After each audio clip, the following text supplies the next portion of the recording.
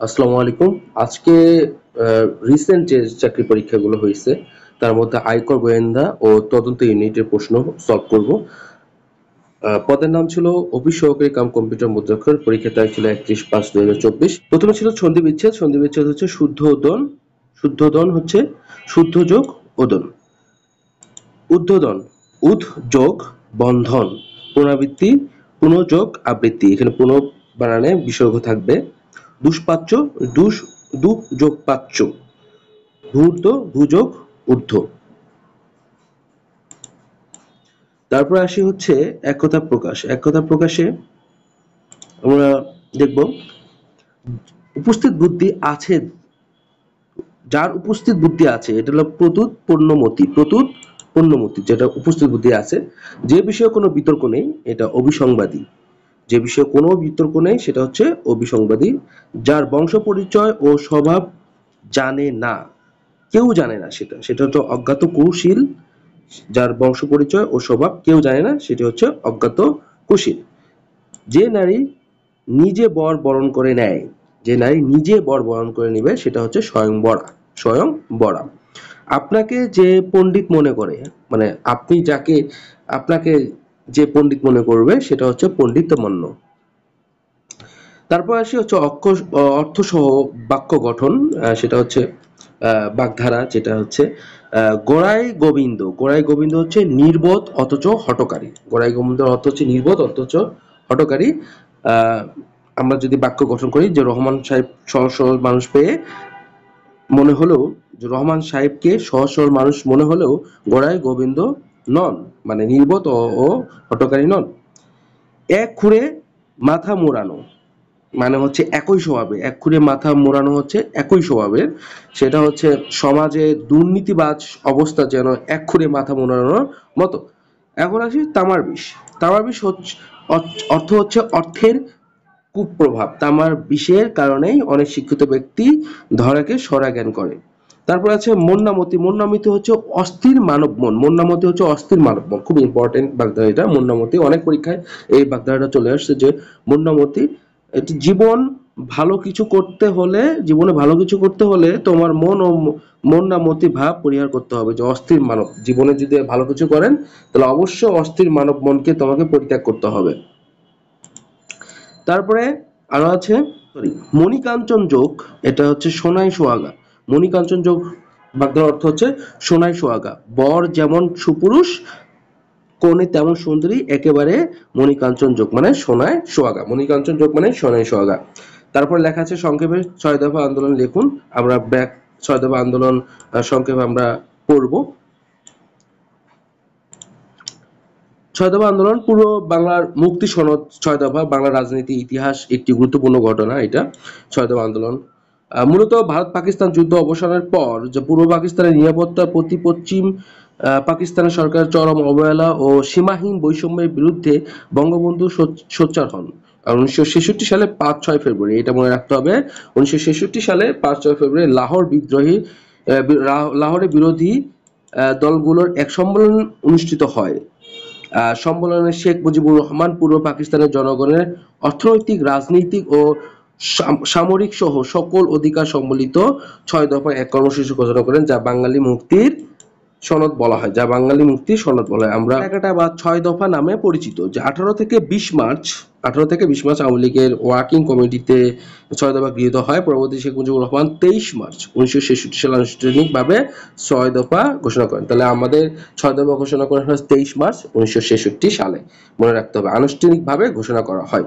আর জাতির জনক একে পূর্ব পাকিস্তানের বাঁচার দাবি বলছেন। জাতির জনক বঙ্গবন্ধু শেখ মুজিবুর রহমান পূর্ব পাকিস্তানের বাঁচার দাবি বলে অভিহিত করেছেন। 6 দফা সমূহ কি কি ছিল আমরা এখন নিচে পড়ব। প্রথম দফা ছিল লাহোর প্রস্তাবের ভিত্তিতে সংবিধানের রচনাগুলো পাকিস্তান একটি ফেডারেশনে পরিণত করতে হবে, যেখানে সংসদীয় পদ্ধতি সরকার থাকবে এবং প্রাপ্তবয়স্ক নাগরিকদের কি ভোটে নির্বাচিত আইন পরিষদ সার্বভৌম হবে।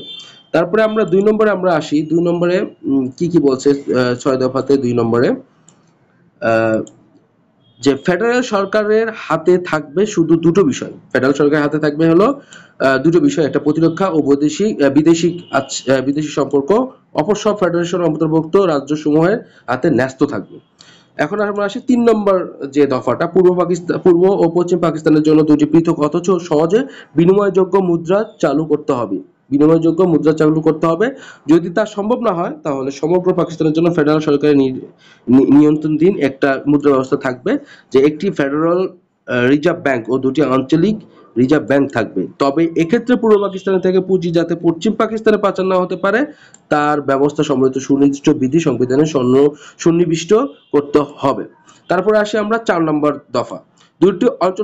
দুইটি অঞ্চলের বৈদেশিক মুদ্রা আয়করের পৃথক হিসাব থাকবে এবং অর্জিত বৈদেশিক মুদ্রা রাজ্যের হাতে থাকবে। তবে ফেডারেল সরকারের জন্য প্রয়োজনীয় বৈদেশিক মুদ্রা দুই অঞ্চল থেকে সমানভাবে কিংবা উভয় অঞ্চলে স্বীকৃত অন্য কোনো হারে আদায় করা হবে। তারপরে আসি আমরা ৫ এবং ৬ নম্বর দফা। আমরা দেখি ৫ এবং ৬ নম্বর দফা কি বলছে। ৫ নম্বর দফা বলছে যে দুই অংশের মধ্যে দেশীয় পণ্য বিনিময়ে কোনো শুল্ক ধার্য করা হবে না, মানে কর ধার্য করা হবে না। রাজ্যগুলো যাতে যে কোনো বিদেশি রাষ্ট্রের সঙ্গে বাণিজ্য সম্পর্ক স্থাপন করতে পারে সংবিধানে তার বিধান রাখতে হবে। এবং ৬ নম্বর, প্রতিরক্ষা পূর্ব পাকিস্তানকে স্বাবলম্বী করার লক্ষ্য আধা সামরিক বাহিনী গঠন এবং পূর্ব পাকিস্তানের অস্ত্র কারখানা স্থাপন এবং কেন্দ্রীয় যে নৌবাহিনী সদর দপ্তর পূর্ব পাকিস্তানে স্থাপন করতে হবে। এই ছিল ৬ দফা আন্দোলন। এখান থেকে আমরা অনেক ছোট ছোট প্রশ্ন আমরা মনে রাখতে পারি, যেহেতু এটি লিখিত পরীক্ষার জন্য আসছে ৬ দফা প্রশ্ন, আমরা ভালো মতো এটা পড়ে নিতে পারি। তারপর আছে যে চেঞ্জ দ্য ভয়েস, ৫ নম্বরে ছিল আই করে, যে I went the letter to be written, এর চেঞ্জ হচ্ছে I went to write the letter. The ship was burn, someone burn the ship. Annoyed me, he annoyed me, I was annoyed with him. Let not football be played at noon, do not play football, এখানে let থাকার কারণে do not play football at noon. whom has he beaten, এখানে whom থাকলে অবশ্যই who has been beaten by him. Fill in the blank with appropriate articles, article বসাইতে হবে। এখানে people love the brave, people love the উপযুক্ত article the। there are a few apple, কিছু সংখ্যক apple on the table। আচ্ছা, he is m এর দেখো বাংলা অর্থ এম বানানে এ আসছে, সেজন্য আর্টিকেল n বসছে। he joined the army, he plays the piano। এখন আসি আমরা ৭ নম্বরে fill in the blanks with appropriate preposition। আমরা এখন appropriate preposition পড়ব। he against all corruption, he is against all corruption, against বসবে। you are in অথবা to time preposition। among them, among বসবে। he sat beside me, he sat beside। interrupt no preposition, interrupt যেহেতু বসছে interrupt the room, তারা রুমে ঢুকে পড়লো, interrupt the room। এখানে ৮ নম্বরে write the short note United nation সম্পর্কে একটি শর্ট নোট লিখতে বলছে। তারপরে আসে আমাদের ম্যাথে কি বলছে। ৯ নম্বর ম্যাথটা আমরা দেখব। ১০ বছর পূর্বে পিতা ও পুত্র বয়সের অনুপাত ছিল ৫:২।